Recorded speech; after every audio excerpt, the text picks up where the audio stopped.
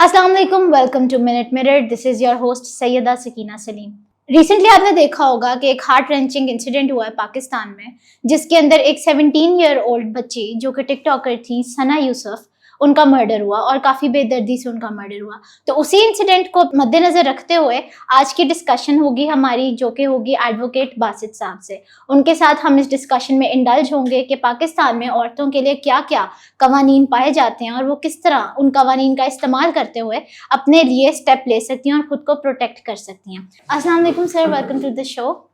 Sir, आपने incident के बारे में आपको पता चला होगा, तो उससे रिलेटेड आप थोड़ा सा ऑडियंस को गाइड करें कि जैसे सना यूसुफ के साथ ये इंसिडेंट पेश आया, अगर अल्लाह ना करे किसी और लड़की को इस चीज़ का या ऑनलाइन हरासमेंट का सामना करना पड़ता है, तो वो उस चीज़ को कैसे डील करें लीगली? जी देखें, लीगली तो पहले तो ये चीज़ थी 2016 एक्ट में पीका के थ्रू, लेकिन अब इसको पहले तो एफआईए डील करी थी, लेकिन अब इसको थोड़ा एडवांस कर दिया गया है कि साइबर क्राइम इसको डील करती है। एक अलहदा से डिपार्टमेंट, यानी कि जिसने डील ही सिर्फ इस चीज़ को करना है। उसके लिए आप इसमें व्हाट्सएप के थ्रू आप उनके नंबर पे, ऑफिशियल नंबर पे आप कंप्लेंट कर सकते हैं। आप उनके ऑफिस में जाके कर सकते हैं, आप उनको ऑनलाइन वेबसाइट पे जाके आप उनसे कंप्लेंट कर सकते हैं, जो जिसमें वो आपको हर किस्म का तहफ़्फ़ुज़ देने के ज़िम्मेदार होंगे। जिस चीज़ के लिए गवर्नमेंट ने, जिस चीज़ के लिए ये कानून जो बनाए गए हैं, वो सिर्फ इन्हीं तहफ़्फ़ुज़ात के लिए बनाए गए हैं।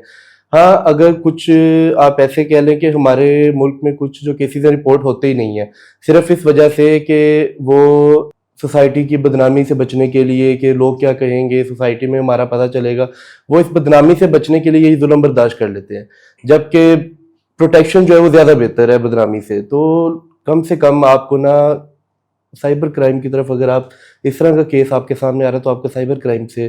करना चाहिए और वो आपको तहफ़्फ़ुज़ दे सकती है। राइट सर, ये बात आपने बिल्कुल ठीक की। मेरा नेक्स्ट क्वेश्चन भी इसी से रिलेटेड था कि जैसे हमारी सोसाइटी में टैबू समझा जाता है कि अगर कोई लड़की अपने लिए स्टैंड ले रही है, जैसे मुख्तारा माई केस था, उनको उनके एरिया में कितना बुरा भरा समझा गया था जस्ट बिकॉज उन्होंने अपने खिलाफ हुए उस इंसिडेंट की और मिसहैप के खिलाफ आवाज़ उठाई थी। तो इन्हीं इंसिडेंट्स को सामने रखते हुए हमारी सोसाइटी को फर्दर प्रोग्रेस की ज़रूरत नहीं है कि वो खुद को और अपनी मेंटालिटी को इस हिसाब से डेवलप करें कि अगर किसी लड़की के साथ या किसी बच्ची के साथ ऐसा कोई इंसिडेंट हो रहा है तो इसमें उसकी गलती नहीं है और लीगली इसको अप्रोच किया जाए और लीगली डील किया जाए।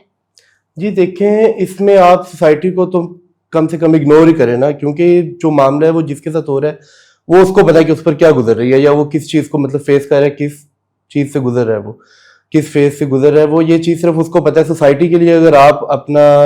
हक यूज़ नहीं करेंगी या आप लीगली तौर पर उस पर मतलब एक्शन नहीं लेंगी, तो फिर ये सना यूसुफ जैसा केस है कि अगर आप सोसाइटी के डर से बैठे रहेंगे तो फिर यही सब होगा जो हो चुका है। और इससे आप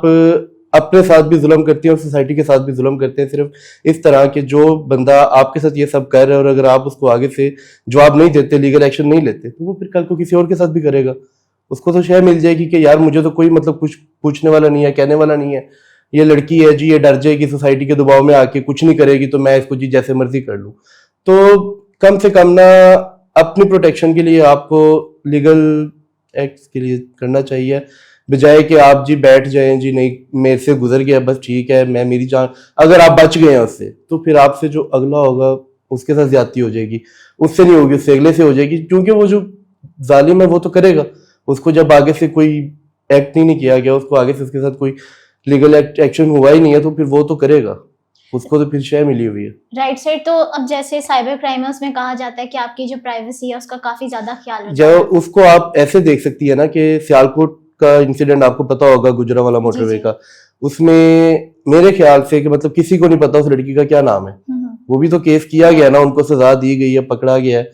तो उसमें उसकी आइडेंटिटी जो है वो लीक नहीं की गई, और ये साइबर में है। अगर आप कह सकते हैं ना कि जैसे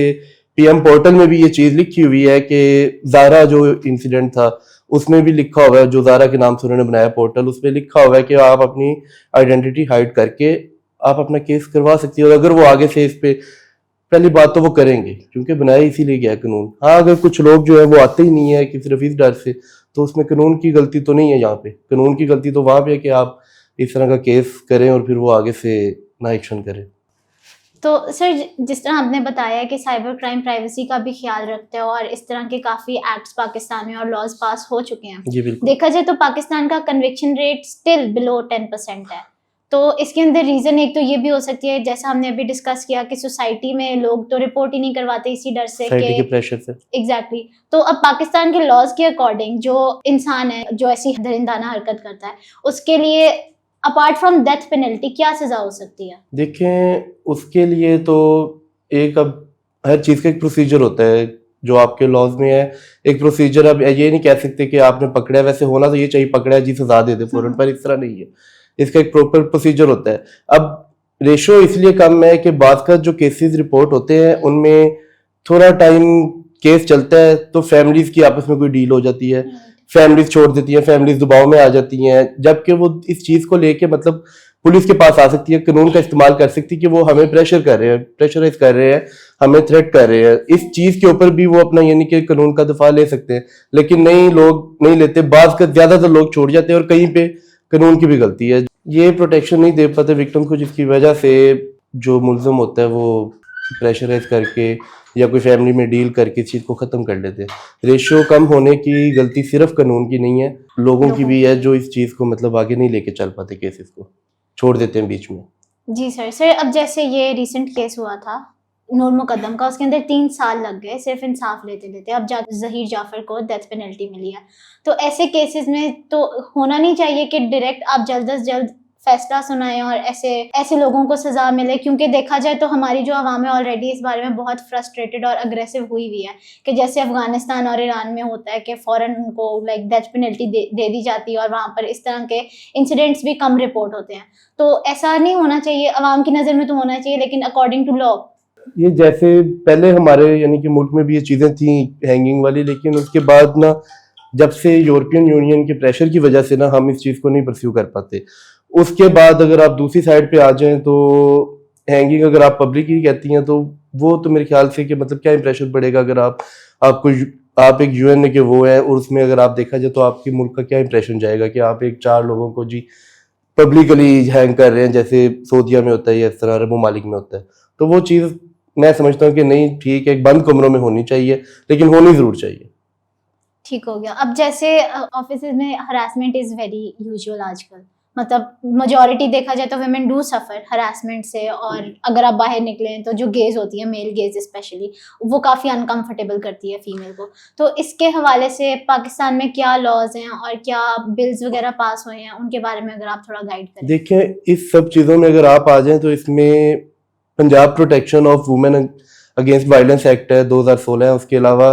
एंटी रेप एक्ट है 2021 है, और उसके अलावा क्रिमिनल एक्ट है